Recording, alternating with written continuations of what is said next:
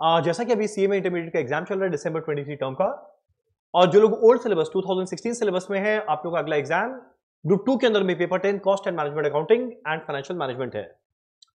अब देखो ये जो पेपर है पेपर 10, ये पिछले 2 टर्म में बड़ा दुखी किया लोगों को। सो अब हम लोग को अगला एग्जाम के लिए किस तरीके से प्रिपेयर करना है, कैसे हम लोग को आगे एग्जाम देना है, फटाफट डिस्कस करते हैं इस वीडियो के अंदर में। तो मेरा पहला बात, जैसा कि तुम लोग को ऑलरेडी पता है, ये हमारा 50-50 मार्क्स का है। कॉस्ट मैनेजमेंट अकाउंटिंग ये रहेगा 50 मार्क, एफएम रहेगा 50 मार्क।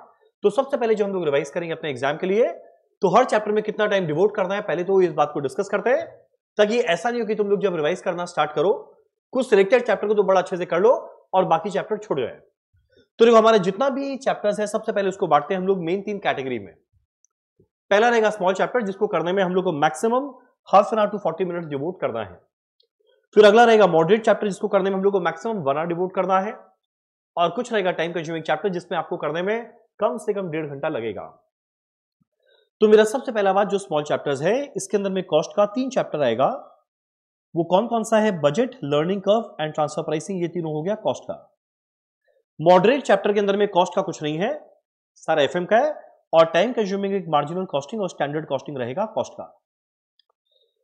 अब अगला बात, लेवरेज और डिविडेंड पॉलिसी, ये एफएम का चैप्टर हुआ। Working capital receivable ratio analysis FM का मॉडरेट कैटेगरी में, और इसके बाद capital budgeting, cost of capital structure, ये है हमारा एफएम के अंदर में।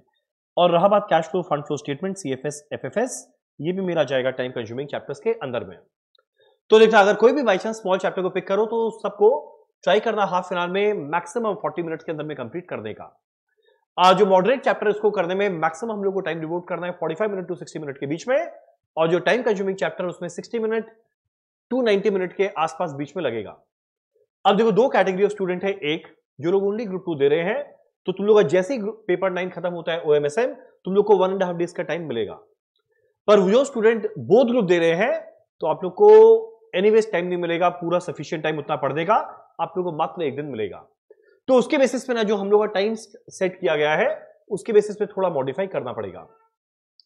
अब अगला बात, अब जो प्रैक्टिकल हम लोग करेंगे उसको हम लोग किस तरीके से रिवाइज करेंगे। सबसे पहला बात देखो, प्रैक्टिकल के अंदर में रिवाइज करने का सबसे अच्छा तरीका क्या है?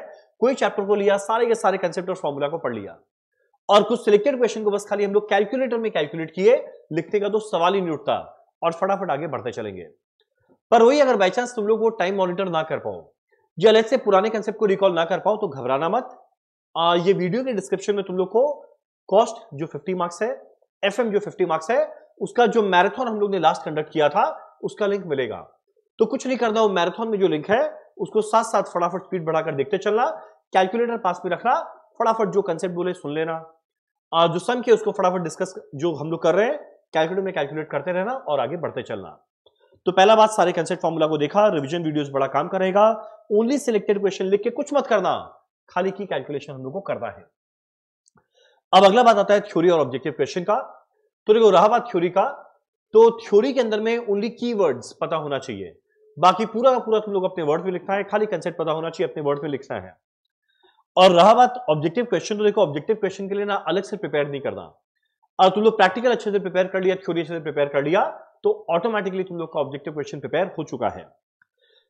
अब जो थ्योरी क्वेश्चन है वो कब करना है? जब प्रैक्टिकल डिफिकल्ट आए, जो पिछले 2 टर्म में आया है, या लेट्स से अगर टाइम का शॉर्टेज पड़ जाए, तो लास्ट का अगर मान लो 20 मिनट बचा हुआ है और तुम लोग को 20 मार्क कवर करना है, तो प्रैक्टिकल 20 मिनट में 20 मार्क करना बहुत डिफिकल्ट होगा।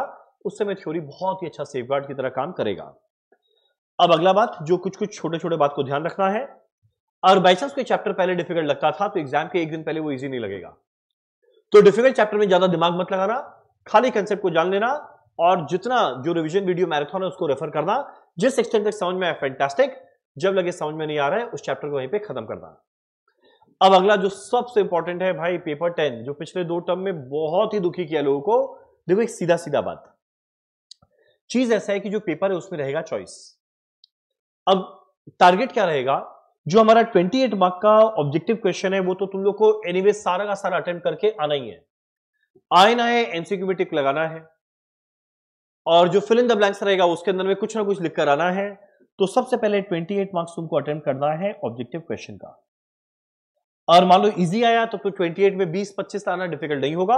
लेट्स से डिफिकल्ट आ गया, तब भी इसके अंदर में 14 to 16 मार्क्स लाना बिल्कुल भी डिफिकल्ट नहीं है। पहला बात। अब अगला बात आता है, अब अगला बारी आता है थ्योरी का। तो थ्योरी के अंदर हम लोग क्या करना है, देखो 12 नंबर रहेगा कॉस्ट में थ्योरी, 12 नंबर रहेगा एफएम में थ्योरी। सो 12 प्लस 12 24 मार्क्स का होता है थ्योरी। तो थ्योरी का ना इस वीडियो के डिस्क्रिप्शन में तुम लोगों को लिंक मिलेगा, और ये स्ट्रॉन्ग रिकमेंडेशन है, मतलब बहुत ही इंपॉर्टेंट है कि तुम लोगों को थ्योरी पक्का से करके जाना है। कारण कि अगर प्रैक्टिकल डिफिकल्ट आया तो भाई 28 नंबर का ऑब्जेक्टिव क्वेश्चन तो करना है, तुम लोग वहां पे 24 मार्क का थ्योरी करने वाला है। तो थ्योरी अगर ठीक ठाक किया हुआ है तो उसके अंदर में इजीली मतलब 50% तो आराम से मिलेगा, तुम लोग को 12 से 15 नंबर आराम से थ्योरी के अंदर में देखने को मिलेगा। ठीक, तो देखो यहां पे तुम लोग अराउंड 26 से 30 नंबर सिक्योर कर लिया 52 मार्क्स अटेम्प्ट करके। अब जो रिमेनिंग 48 मार्क है प्रैक्टिकल का, उसके अंदर में ऐसा नहीं है सारा का सारा प्रैक्टिकल डिफिकल्ट आएगा, उसमें कुछ कुछ तुम लोग को इजी देखने को मिलेगा। तब उस सिनेरियो में क्या रहेगा, तुम लोग को उसके अंदर में कुछ ना करके भी 15 नंबर लाना डिफिकल्ट नहीं होगा। तो देखो जो बॉर्डर लाइन है ना वो तुम लोग का क्लियर कर जाएगा in case of a difficult paper. और वही अगर बाई चांस मॉडरेट पेपर आया, डिफिकल्ट पेपर नहीं आया, तो ये 28 के अंदर में 20 लाया जा सकता है।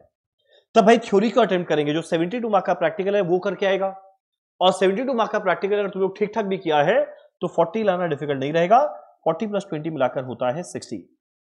तो देखो वर्स्ट के सिनेरियो और पेपर डिफिकल्ट आया तो ये अप्रोच रहेगा, थ्योरी में प्रेफरेंस जाएगा, और बाई चांस पेपर डिफिकल्ट नहीं आता है तो प्रैक्टिकल हमारा रहेगा। अब देखो हम एक बात बताते हैं जो एकदम तुम लोग को ना माइंड में सेट करना है, भाई कुछ भी हो जाए एग्जाम के अंदर में ट्राई करना है 80-85 प्लस अटेम्प्ट करके आने का। लेट्स से अगर तुम लोग एग्जाम के अंदर में आता है 50-60 नंबर, तो जो 50-60 मार्क्स आया वो तो चलो तुम लोग कर लिया, ठीक। और अगर बाई चांस बाकी जो पेपर है लेट्स से वो उतना ज्यादा कॉन्फिडेंट नहीं है, तुम लोग उतना श्योर नहीं कि पता नहीं कैसा जाएगा नहीं आएगा, एटलीस्ट अटेम्प्ट करके आना है। क्योंकि तुम लोग को आइडिया नहीं है कि लेट्स से हर 6-6 नंबर जो अटेम्प्ट करता है, स्टेप मार्किंग में भी अगर तुम लोग को 1.5-2 नंबर करके मिले, तो जो तुम लोग एक्स्ट्रा 3-4 क्वेश्चन किया ना वो पता ही नहीं चलेगा, पर तुम लोग कब एक्स्ट्रा 6-7 नंबर देकर चला जाएगा। और शायद यही डिफरेंस होगा एग्जामिशन या नॉन एग्जामिशन में 39 या 41 के अंदर में। तो एनीवेज हम लोग करना क्या है, जो डिफिकल्ट चैप्टर है उसके की कंसेप्ट डिवीजन वीडियोस को देखा, 3 घंटा ढंग से एग्जाम में अटेम्प्ट करके आना।